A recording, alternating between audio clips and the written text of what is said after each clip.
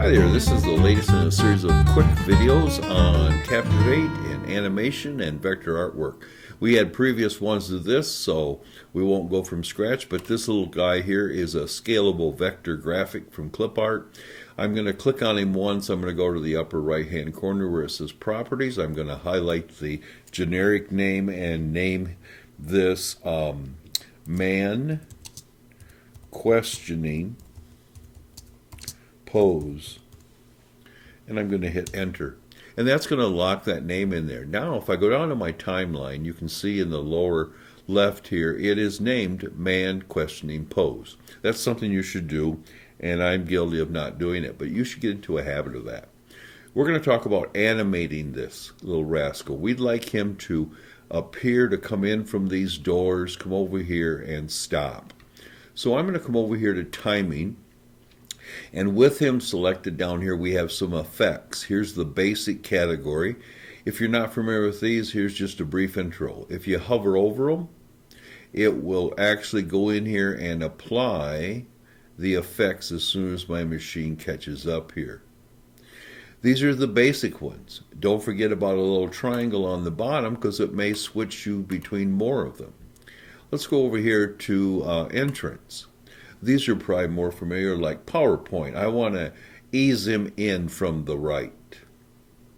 I hover over it, and there's the effect. Now I'm not applying it until you click. Remember the triangle down here? Here's one. Whoa, that's kind of nice. In fact, I kind of like that. So anyway, here's spiral in. So let's say we're going to fly him in from the left. Okay, so all you do is click. It applies the effect over here in the lower left, and we can preview that. So what I'm going to do is I'm going to go up here, and I'm going to go preview. Let's see if I can play the slide and see the animation. Okay, I can see that animation is here.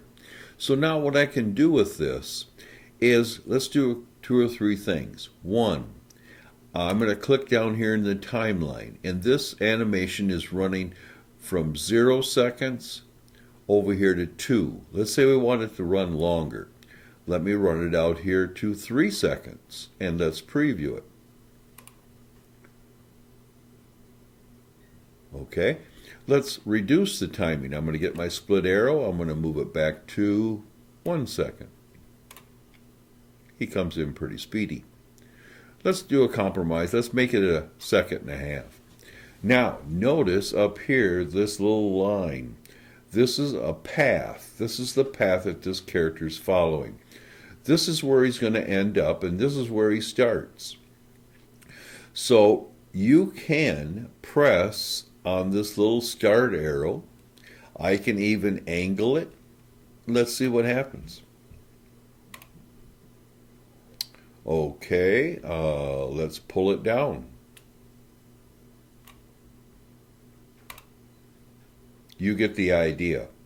Also, let's say we want him to start off in this direction off screen and come to this one.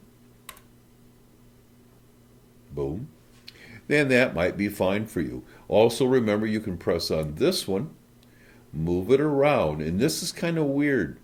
This is where he's going to stop, I think, even though he appears here. Strange. So anyway, wherever this ending dot is, he's going to appear. I generally would like, if I want to have him end up here, when I do an animation, I put them in the position I want them to end, and then I may change the origin point. But it's easier for me to get them in the final position and change the starting point. So if I go up here and I go preview and I go HTML5 in browser, I may have to bring my screen over, but no, it's coming over here, and I'll click OK. There it is. So let me close this out and come back to Captivate. I'm going to move him up a little bit here. There we go. And I also have a speech bubble that showed up. So down here, I have a smart shape of a speech bubble that's being hidden. I'm going to turn them off so you can see it. And now I see that there, and I think I want that to appear just after he flies in. So let's take a look and see if I can preview that here. Sure enough, I can preview that.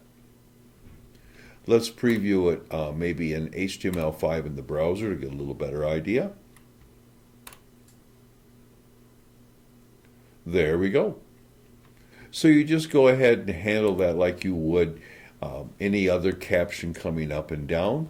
And the timing's the same thing here. If you don't want him to fly in at the very beginning, then move the effect down a little bit here. That's the effect.